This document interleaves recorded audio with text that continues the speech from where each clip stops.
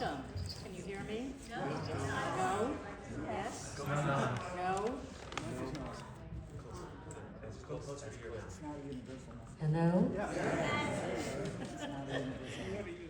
Welcome. Okay, this is going to be a problem. Put on the stand and I'll do No problem.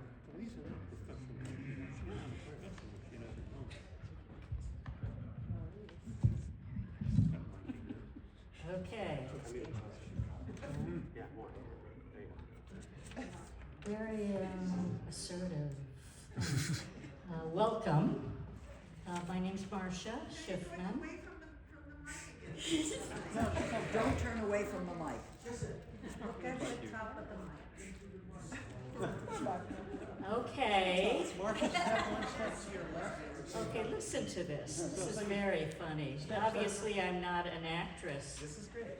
Okay, welcome, all of you, for attending our concert. I first want to send regards from Rabbi Malamet, who regretfully is unable to be here at his usual place, welcoming you properly with the mic to the temple and the concert. He's been a very strong supporter of our Shiranu concert for many years. This is the 12th Shiranu music concert at our temple. It's amazing, I agree. It was created in memory of my late husband, Norman, who really loved Jewish music and culture and had initiated the first Shiranu concert program for our 40th wedding anniversary. And Matan Klein and the Seeds of Sun were the performers then. When Norm passed away, we decided after the first Yortzeit to set up another concert, and the Seeds of Sun with Matan Klein performed then, and that was in 2012. And I won't list the concerts the 12 concerts that we have had, but they have been amazing and very different. And that's what we try and do, to provide a wide range of Jewish music to the community as we have today.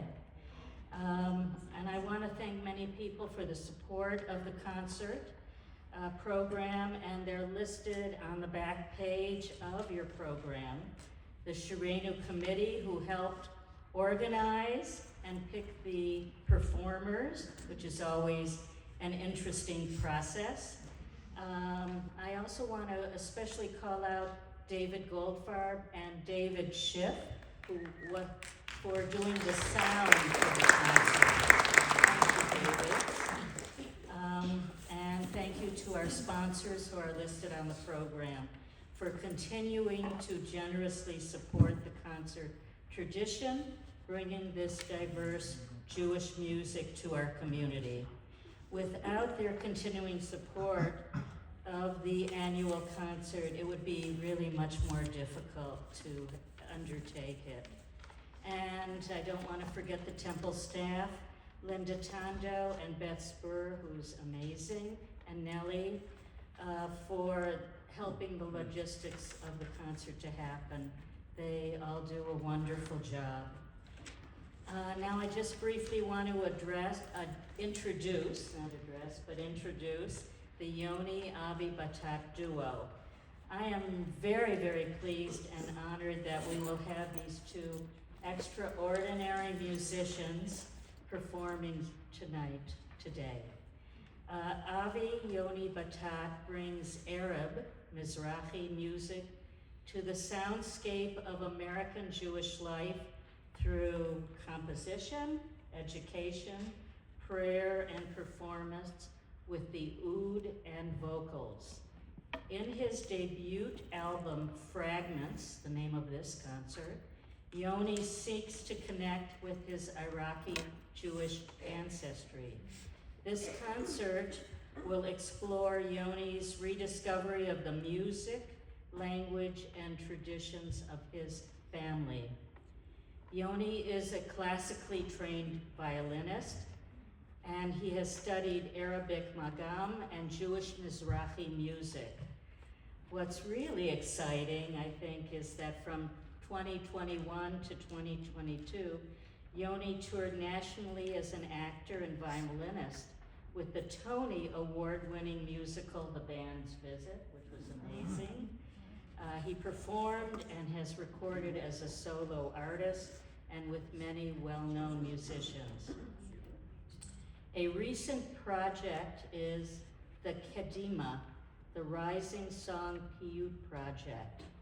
Their latest album, Sim Lev, April 2024, presents traditional Jewish music from Iraq, Syria, Yemen, Morocco, Turkey, and Jerusalem. Our second performer, Philip Meyer, is a Washington-based percussionist and drummer with a background in jazz and American popular music. Philip's interest in music traditions from around the world has led him to travel and study extensively in Israel, India, Turkey, Spain, and Italy. Philip tours regularly with the multi-platinum artist Natalie Merchant. He has also originated the drum book for the hit musical, The Band's Visit. Philip is a specialist in Arabic and Turkish music and has toured all over the Middle East. Welcome, gentlemen. It's our honor.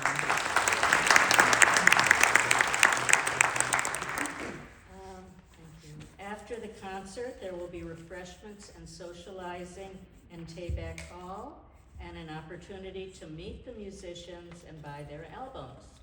I now turn the program over to Yoni Avi Battat Duo. Thank you.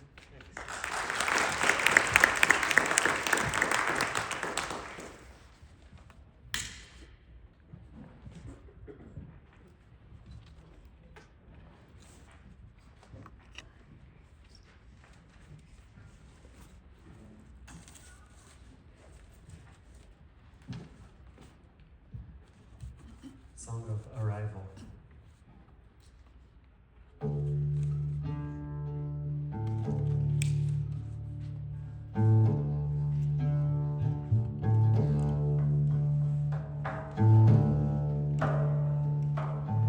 This song has one word in it that you need to sing with me. The word is Hineni. Here I am. It's a way for each of us to be able to arrive in this moment and prepare, just like our ancestors who said Hineni in the Torah, for a journey, to come on a journey together. So it goes like this, sing with me. Hineni. Try that. Hineni. Again.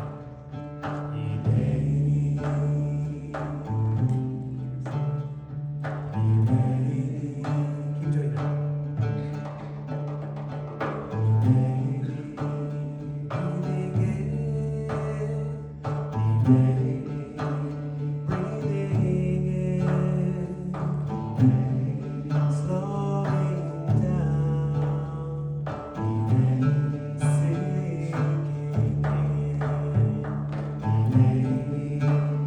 Ears are open, vision clear, heart is ready, I am here.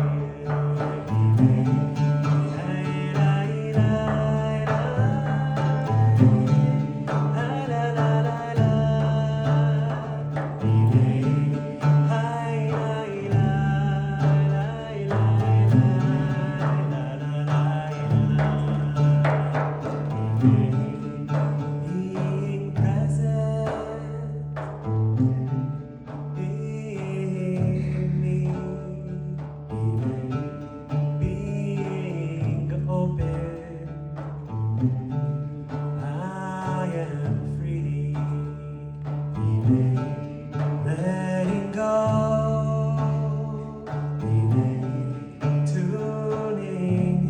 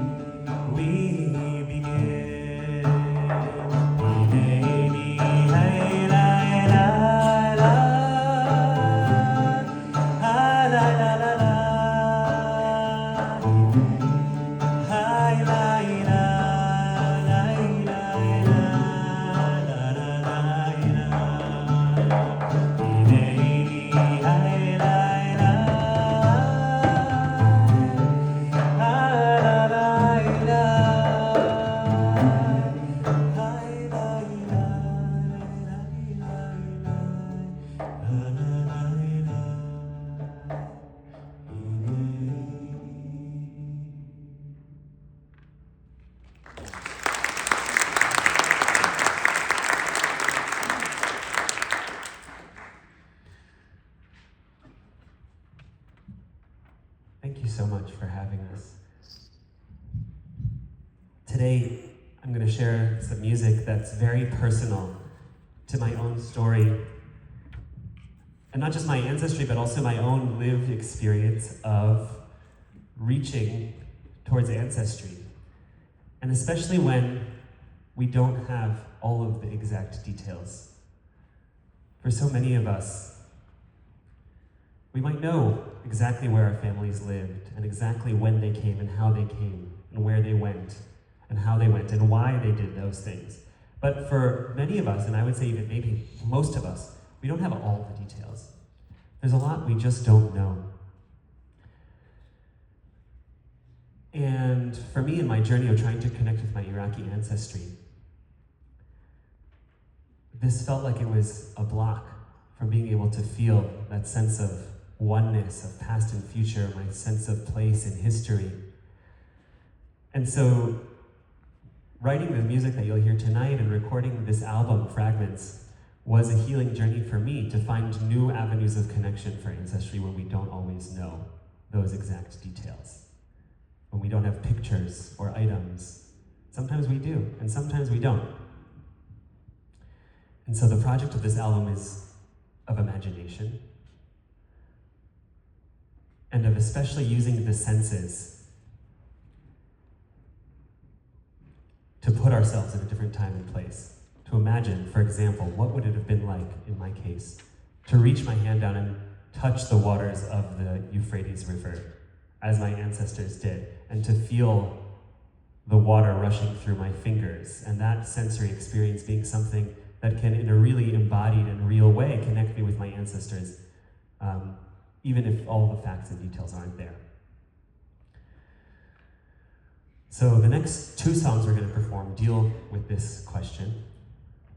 The first song is this amazing monologue written by Anwar Shaul, an Iraqi Jewish journalist writing about his love for Iraq and his homeland.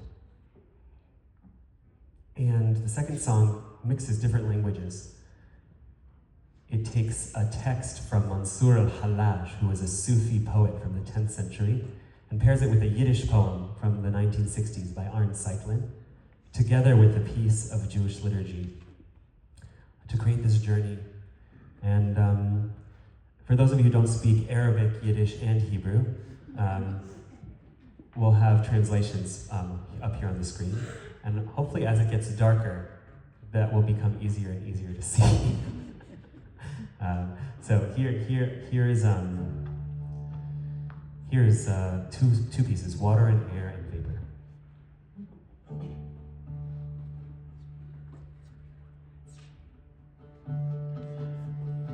فعلى الفرات طفولتي قد أزهرت وبدجلة نايل الشباب الريقا قلبي بحبي باني العروبة يخفق وفمي بالضاد يشيد وينطق.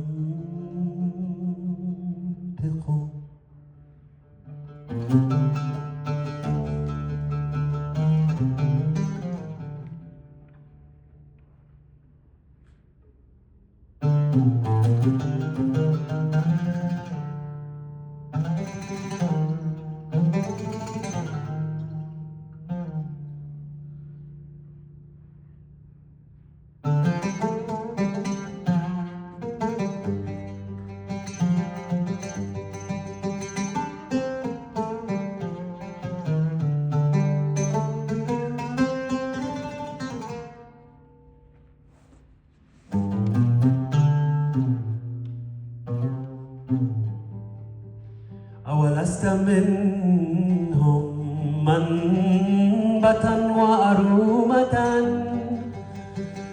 قد طمن الماضي البعيد الأوفق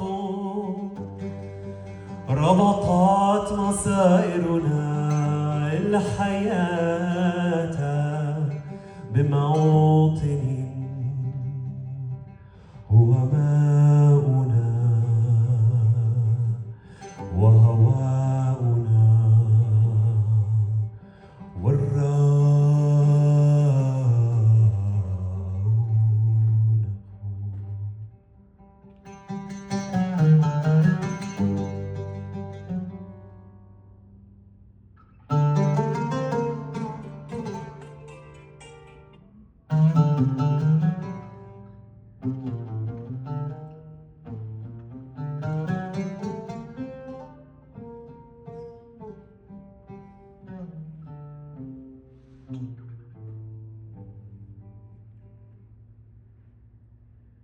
غبت وما غبت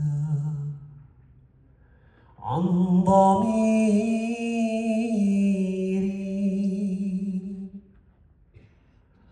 وصرت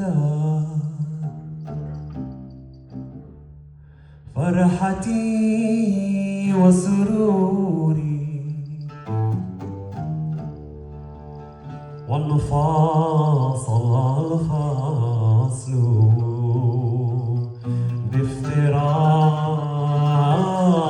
بافتراق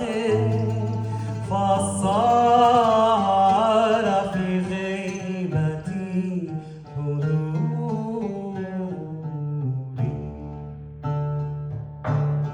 خبز بين ردار فميخ مش تفقت مولا mich wird bettler auf dem jüdischen Besohlen der darf verliebt und noch dazu auf Jiddisch Kirov Ma'aseinu Tov בימי חיינו הבל לפניך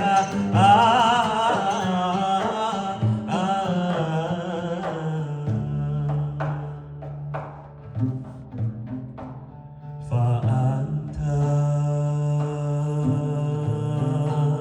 في سر غيبي هذه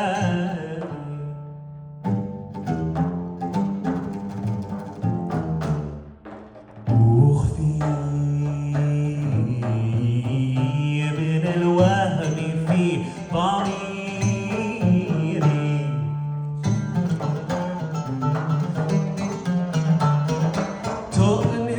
تؤنسني بالنار حقا وأنت عند دوجة صميري تؤنسني بالنار حقا وأنت عند دوجة صميري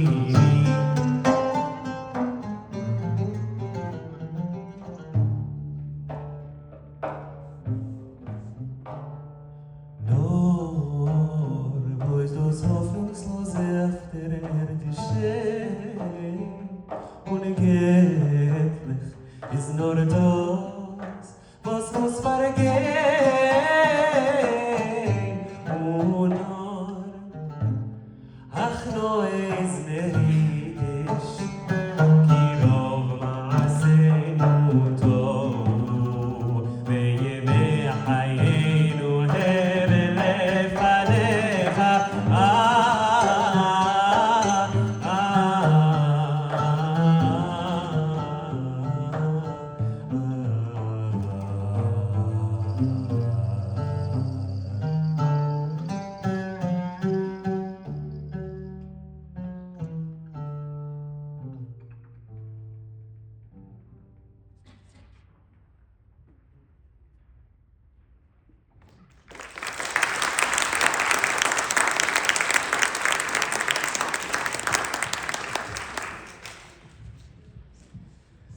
Thank you.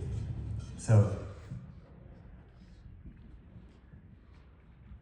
as you heard, my ancestors were born in Baghdad. My dad's parents, Avraham and Violet, were born in Baghdad, and I was very close with them actually as a kid, and have really fond memories of hearing them speaking Arabic, tasting their food. But like most of us, when we're a kid, we don't actually know how good it is to have these people close to us, and to have access to them, and to be able to ask them questions and experience them.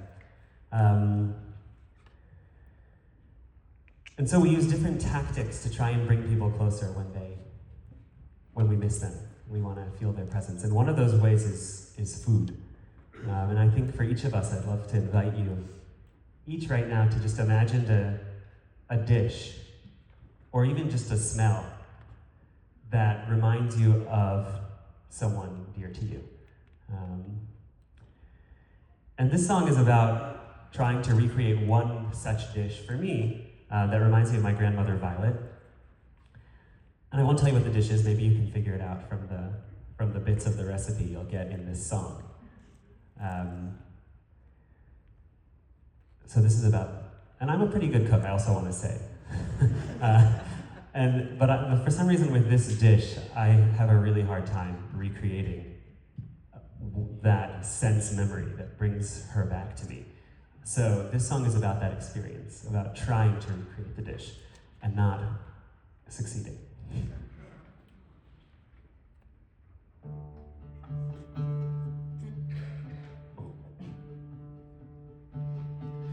Our histories are torn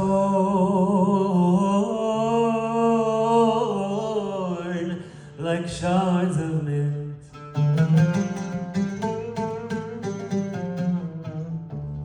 Each piece perfumed with memory.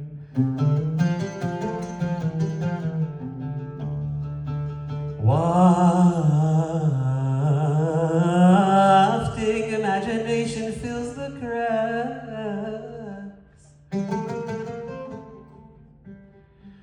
with a rushing realness of your essence.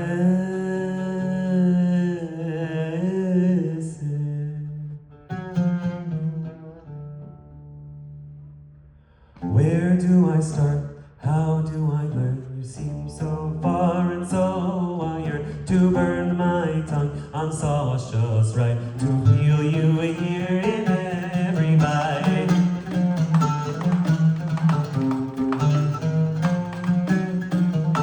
Parsley and mint, lemon and beets, baharat and dates, it needs something sweet. Your scribbled notes are guiding the way. If you were here, what would you say?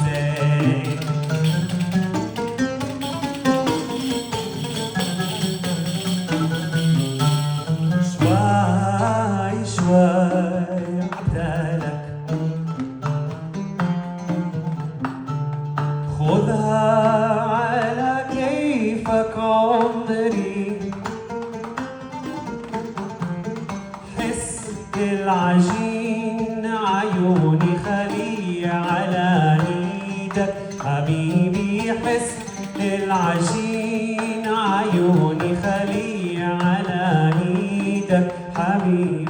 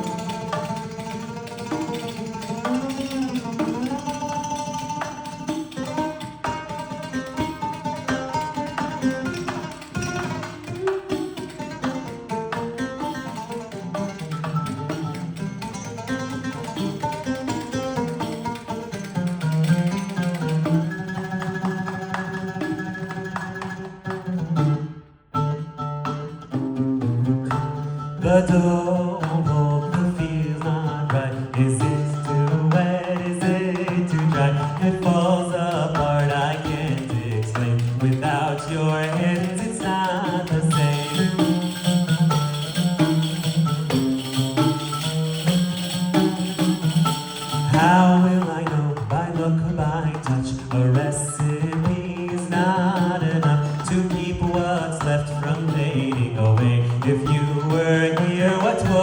you say.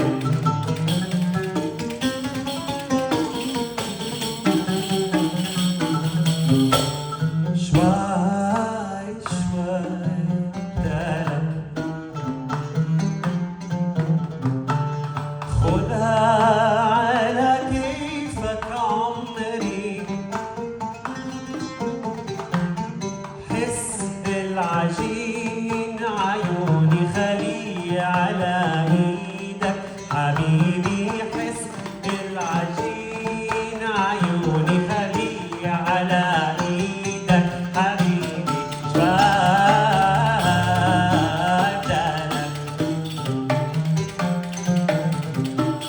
خدها على كيفك عمري حس العجين عيوني خليه على ايدك حبيبي حس العجين عيوني خليه على ايدك حبيبي.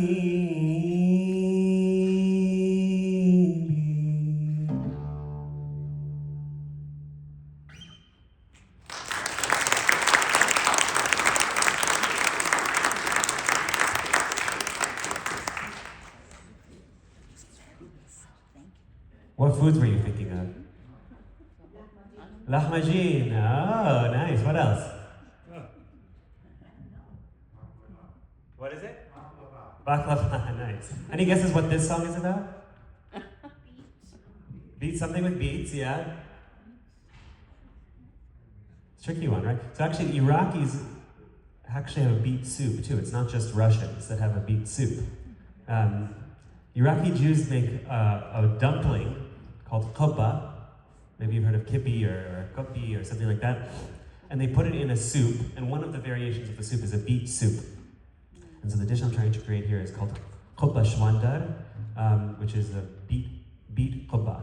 And I have to say, it's really hard to make. Something about the dough, if the humidity in the room is wrong, or you put a drop too much water, it all falls apart. But the journey and the process is really what it's all about, and that's what I've been learning as I've been making kopa. A lot of people, when I sing this song, say to me, is that really what you think your grandmother would say? And the answer is no. The answer is, this is the message I would love to hear from her. And since I wrote the song, I get to decide. But really what I think she would say is, move over, let me do it for you. But she's not here, so this is the best I've got.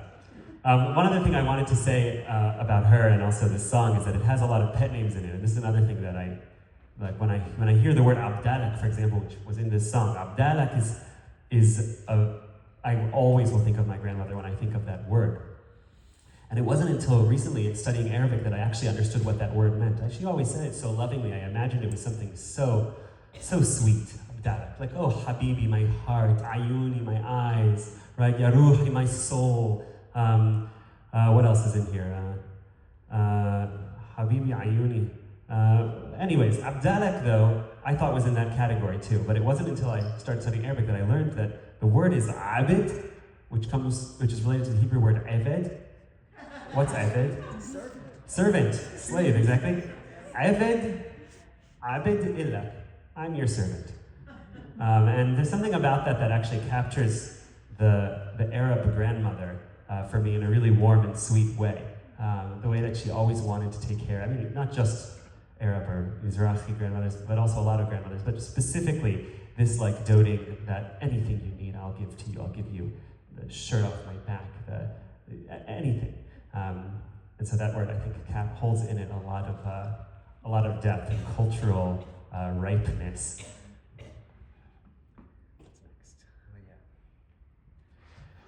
So we're going to go to a song that's actually not on my Fragments album, but I really wanted to share it with you because it's a really special text. I don't think we get to pay attention to how special this text is.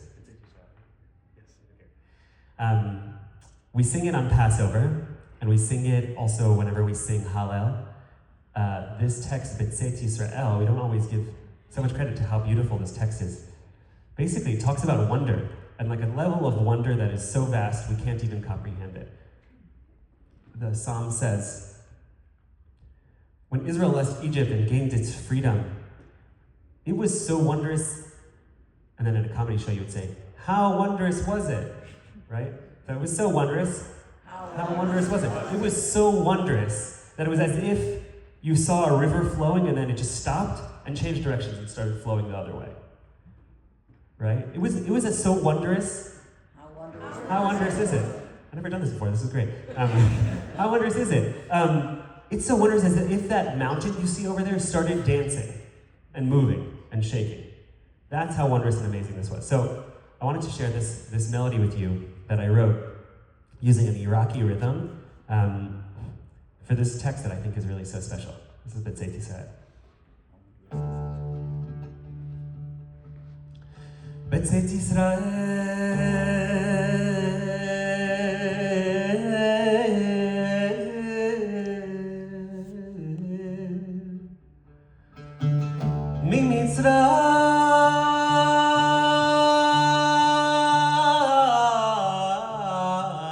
ממצרים בית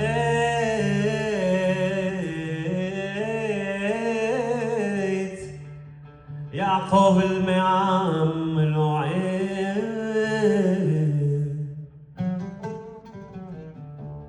הייתה יהודה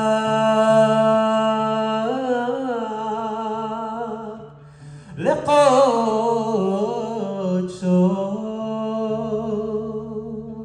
ישראל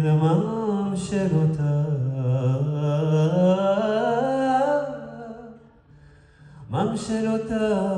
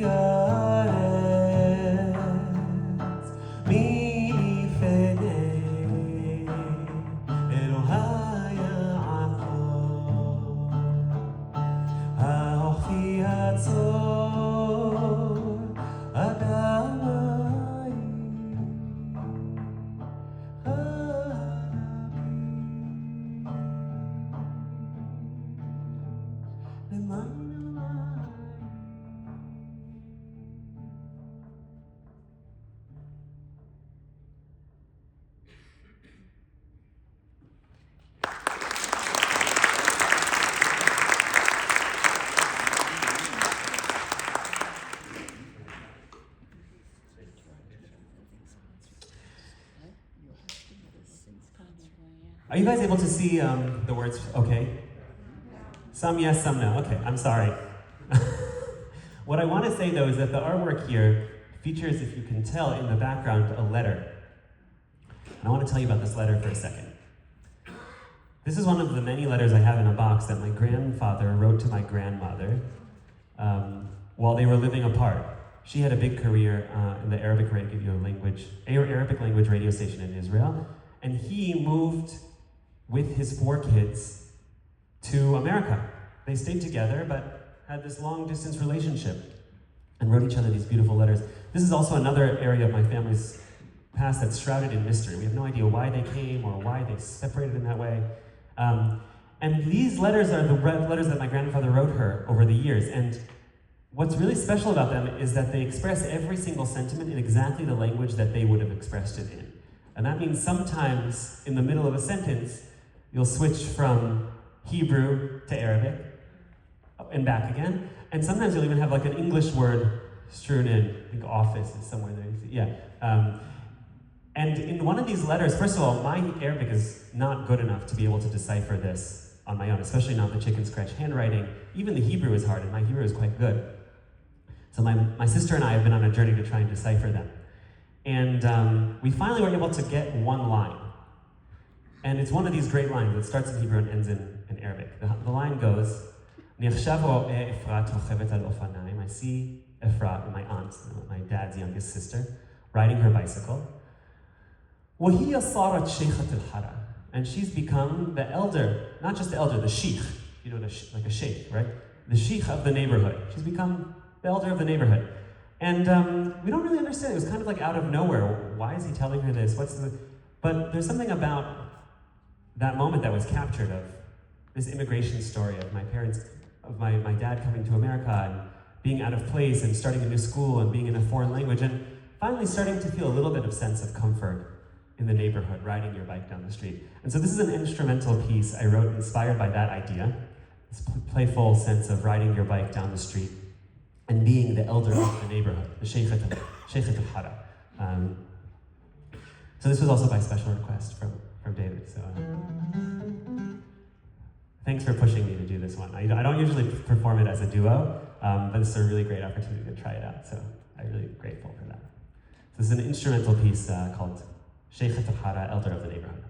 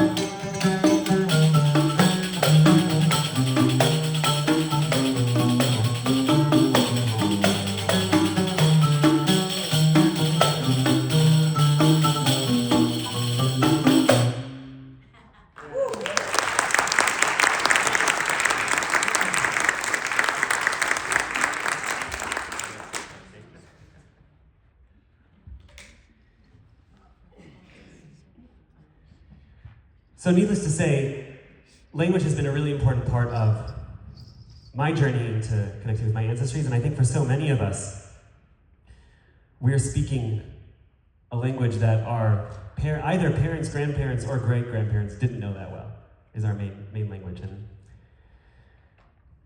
as part of my journey learning about Arabic music, I've also been learning Arabic language. And I have distinct memories of my grandmother speaking in Arabic. She actually was, as I said, she was a radio personality on the Arabic language radio station in Israel. And so Arabic language was actually really important to her. And I knew this growing up because I heard her speaking in Arabic all the time. She was always listening to Arabic music.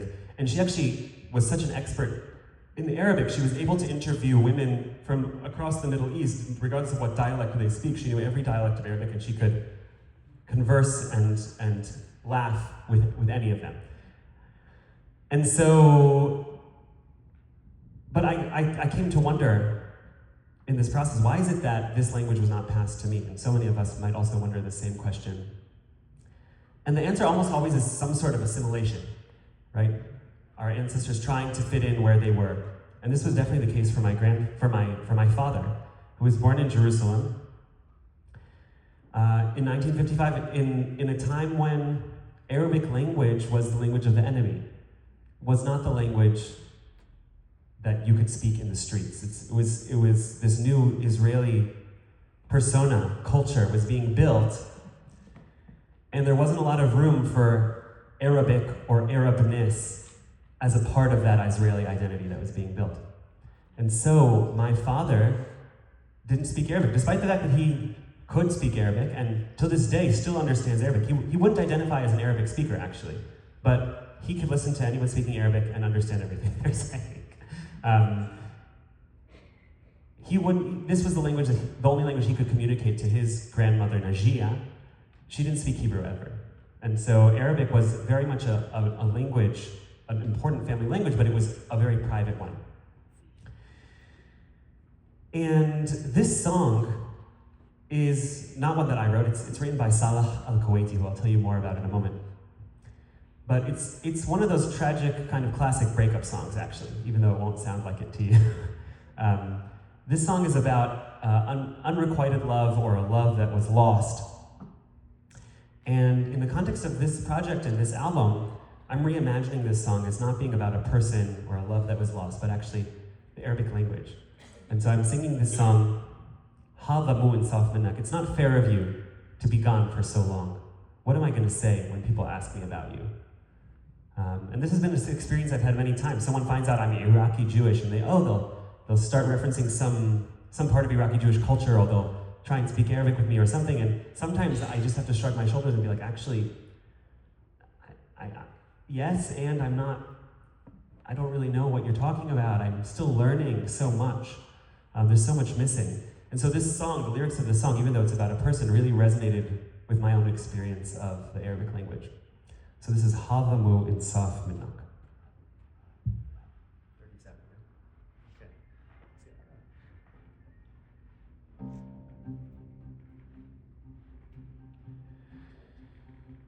هضموا إنصاف منك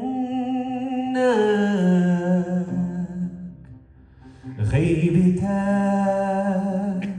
هلقات تطول الناس لو تسألني عنك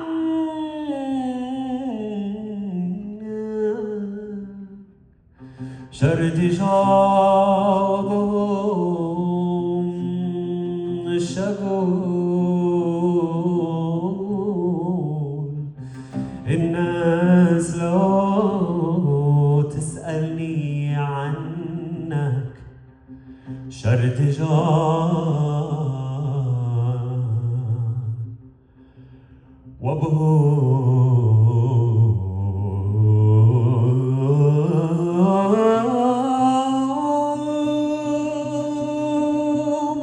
شغول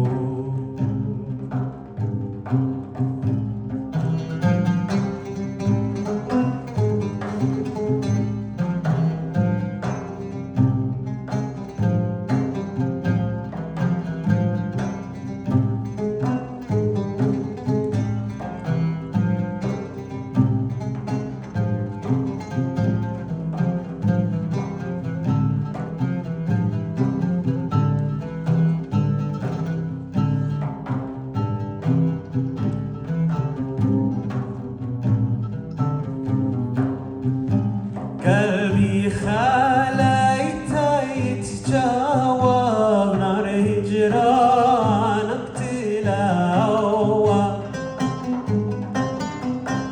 قلبي خليت يتجاوب نار هجرانك تلاوى عظيم منك مروى ولا منك أصول هذه منك مروى ولا منك أصول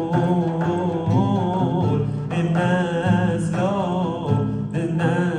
لو تسألني عنك شرد جاوبوا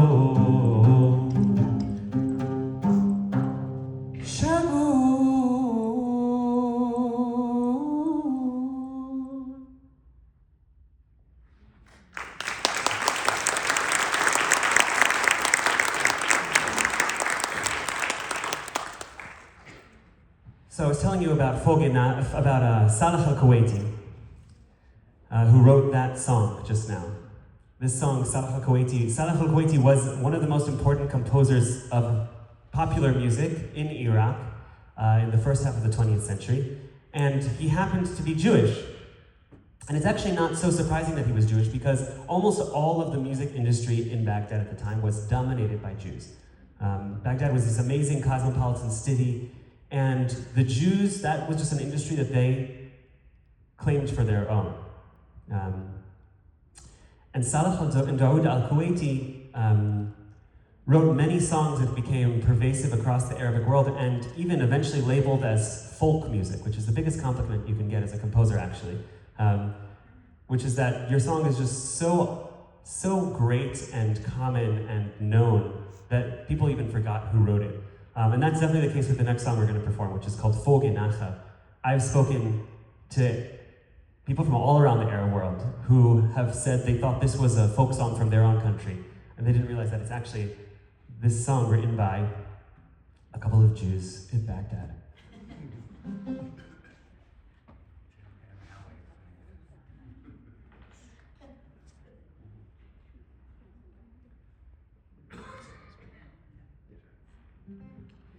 فوق النخل فوق يابا فوق النخل فوق ما ادري لمع خدك يابا ما ادري القمر فوق ولا ما اريده باليني بالواد فوق النخل فوق يابا فوق النخل فوق ما ادري لمع خدك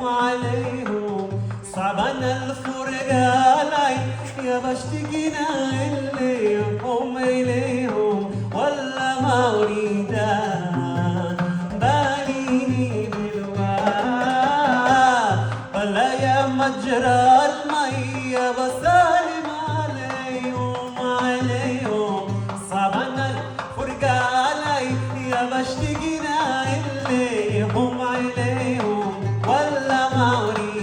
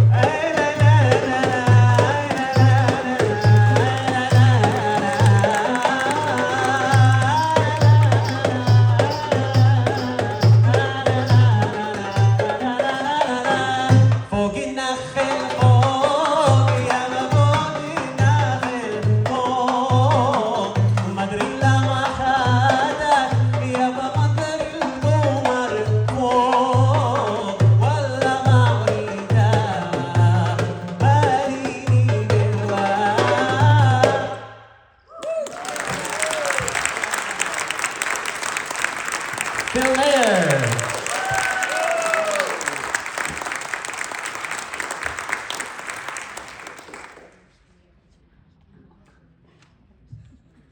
So I was telling you about how my grandmother loved the Arabic language.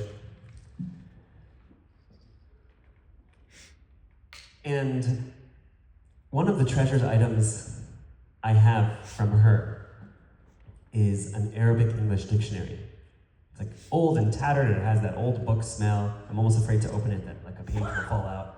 I'm guessing maybe some of you also have heirlooms, whether they're valuable or not monetarily valuable, that when you hold them, you can imagine someone else holding it. Like the tactile feeling of that object in your hands can connect you with that other person's hands holding it and allow you to feel their essence in some way. And so with this dictionary, one day I was kind of rifling through it, very carefully, of course, and I came to the back page and I noticed that there was a name inscribed in the corner. And I looked closely at it, and it was not my grandmother's name. For all these years, I had this object sitting on my bookshelf, and I'm like, this is her dictionary. And all of a sudden, I'm looking at this name right in the back of the book, and it's not her name. What gives? It was like actually very confronting for me. I was kind of upset. And who knows what the real story is? Maybe she got it from someone and then gave it to someone and that got its way to me. Maybe it was never her dictionary at all and just someone forgot whose it was and it ended up in the wrong place, and I have this Arabic English dictionary right now. But I want to argue actually that it doesn't matter, because the experience that I had for so long of holding it and opening it and imagining her hands and imagining her using it felt so real. It didn't even matter if it was true or not. And so that kind of showed me a little bit the power of this project, of this technology, of using the imagination as this pathway to be able to connect with someone and bring them close. And ironically enough, it actually doesn't matter if it's true or not. So this next song is about those objects that can give us that felt connection with ancestry or someone dear. And the text comes from a really interesting place. It's a 9th century poem written likely in Morocco and likely by the wife of someone named Dunash ibn Labrat. And Dunash, you might know from some famous poetry and piyutim that he wrote. Most famous is Dror Yikra. If you've ever heard this. Dror Yikra, That's a poem that Dunash ibn Labrat wrote. He actually created his own rules of meter in poetry for Hebrew language that was based on Arabic poetry. And we think this is actually possibly the oldest artifact of a poem written by a woman that we still have today. It was discovered in the Cairo Geniza, and they think it was written by the wife of this man, Dunash. And it talks about this parting moment between her and her husband and the objects that they exchange to remember each other by. So this is Will Her Love Remember?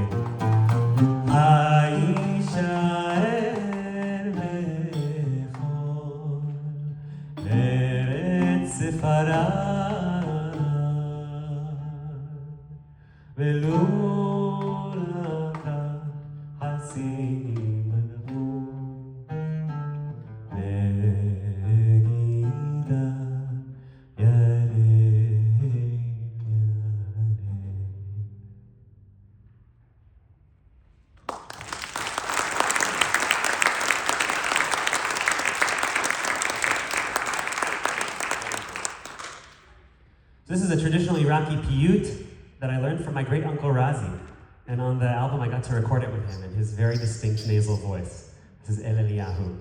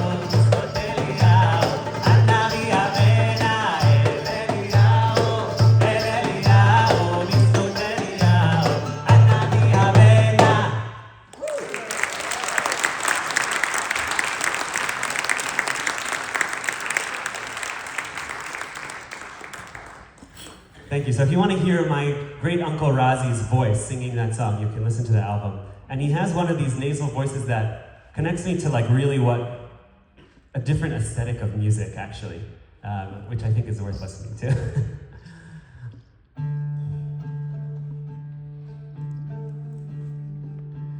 So we're going to go even farther back in our ancestry now, more than just a couple generations.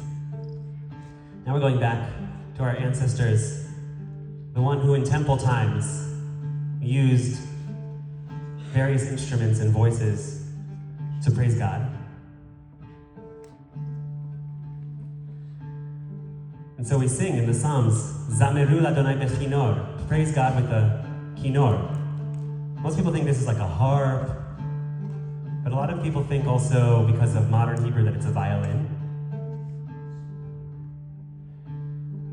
I want to propose that maybe it was this instrument you're seeing up here on the screen, which is called a joza.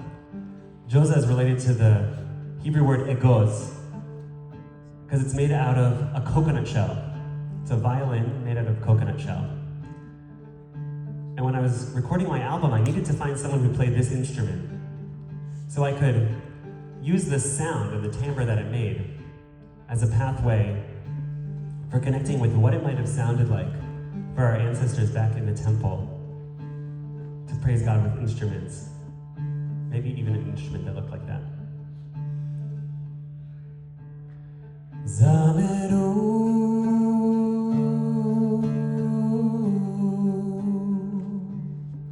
Zameru,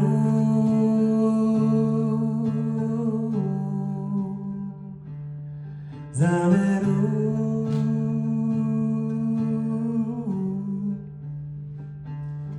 Zameru l'Adonai, Zameru,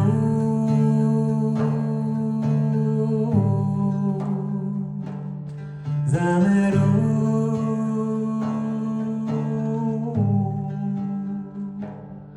Zameru.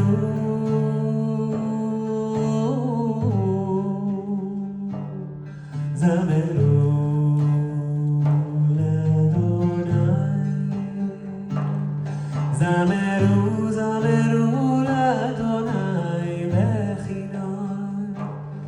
Zameru, Zameru l'Adonai bechinor. Zameru, Zameru l'Adonai bechinor. Zameru bechinor v'kol zimra. Zameru, Zameru l'Adonai bechinor. Zameru, Zameru l'Adonai bechinor. Zameru, Zameru l'Adonai bechinor. Zameru bechinor v'kol zimra.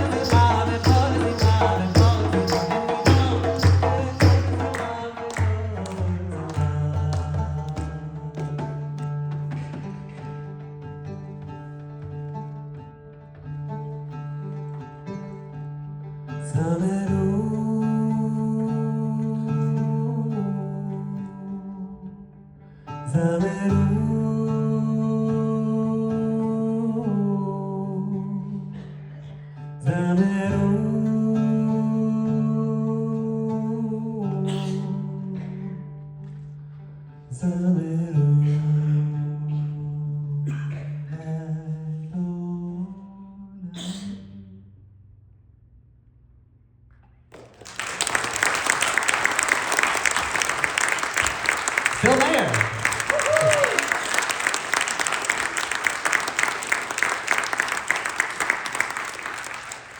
So we're reaching the end here of this journey and of our time together. I really want to thank Marsha and the Davids. Marsha and the Davids could be another band name. It's true. For just welcoming us so warmly and all of the organizational elements that made today such a success. Thank you so much. Thank you so much to the staff here at Highland Park Conservative Temple, to all of you for coming out.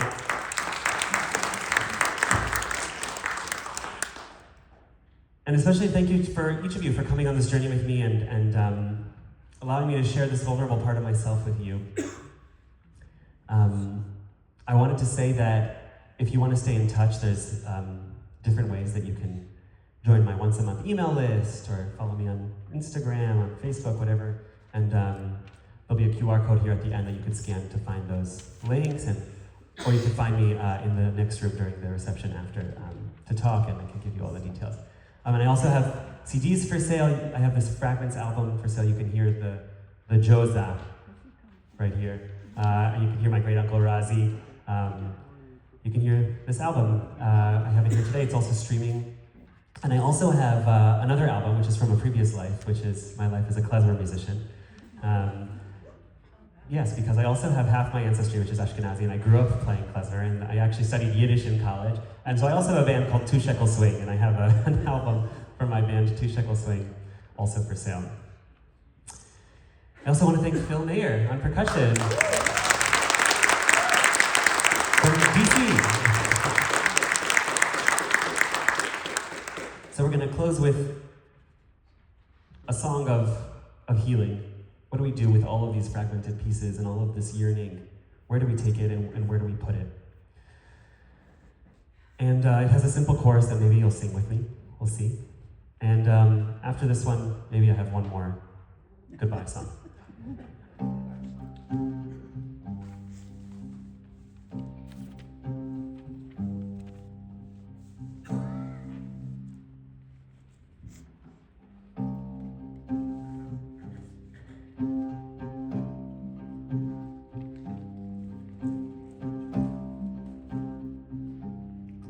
From the fragments of forgetting, I may never find truth. From the fragments of translation, I may fumble for words. From the fragments of a migration, I may never find home. may never find home. From the fragments of the searching, I am finding myself.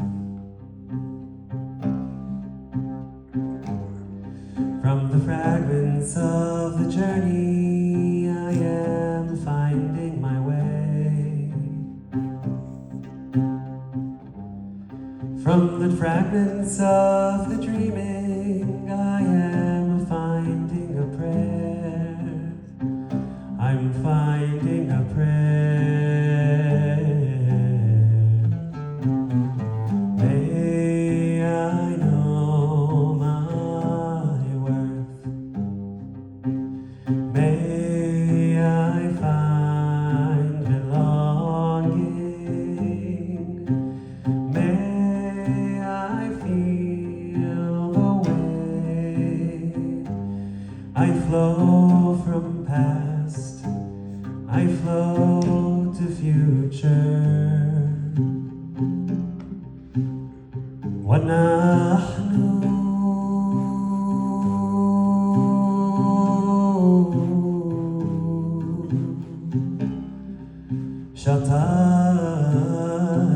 شتات يتجاذب طرفا الفصام. انتماء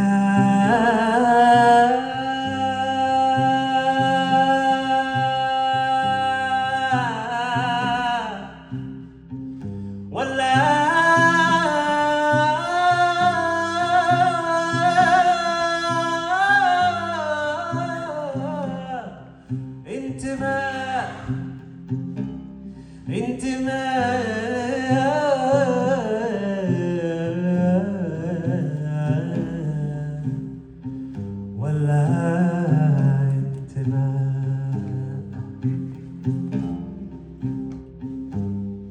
From the fragments of the stories, I can hear what's unsaid. From the fragments of the struggle, I can know my own strength. From the fragments of the voices, I can sing my own song. I'm singing my song.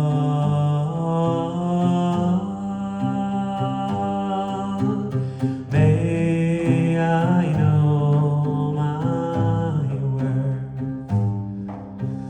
May I find belonging. May I feel the way. I flow from past, I flow to future. Try with me. May I know my worth. May I find belonging. May I feel the way. I flow from past, I flow to future.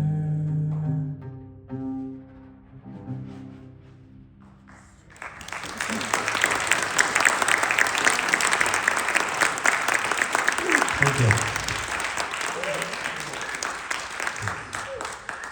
So we'll close with one more. Thank you all for coming. This song is to teach you an Arabic word, and the word is ashtidak. Say ashtidak. Ashtidak means ashit, live, idak, your hands. May your hands live, and it's something you say to someone when they've made you something. Usually a dish, but it could be anything. It could be a sweater. It could be giving you a haircut. And it could be someone who played music for you also. And a lot of people come up to me after a show and they say, I don't know what to say, shkoyach? And so I wrote this song as a response to that. So you'll know what to say if you want after, ashtida. It has a sing-along part which goes like this. Repeat after me. La la la la la la la la. Try that. Beautiful. Ay la la la la la la la la. La la la la la la la la.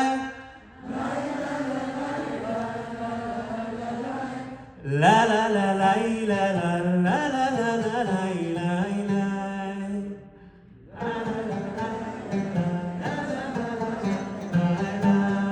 Beautiful.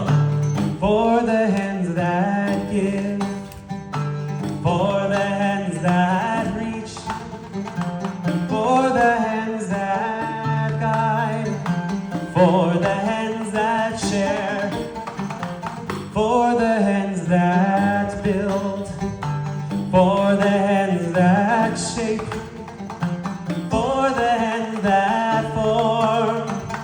I bless your hands and all that they create. Ashtidak, ashtidak, ashtidak. Ashtidak, ashtidak, ashtidak. Ashtidak, ashtidak, ashtidak. Ashtidak, ashtidak, ashtidak. Together. Ya la la la la la la la la la la la la la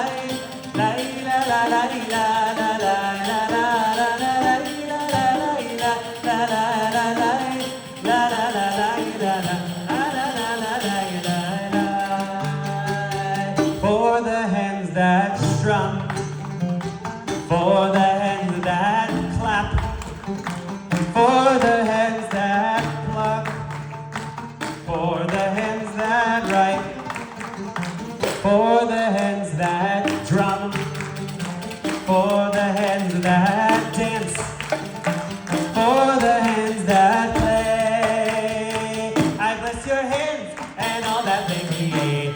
Ashtidak, ashtidak, ashtidak.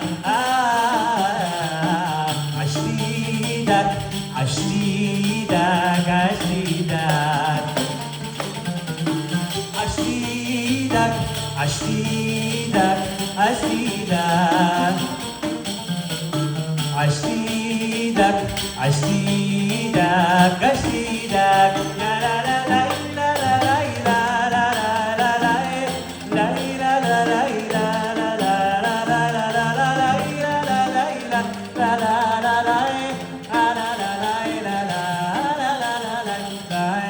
Take it down.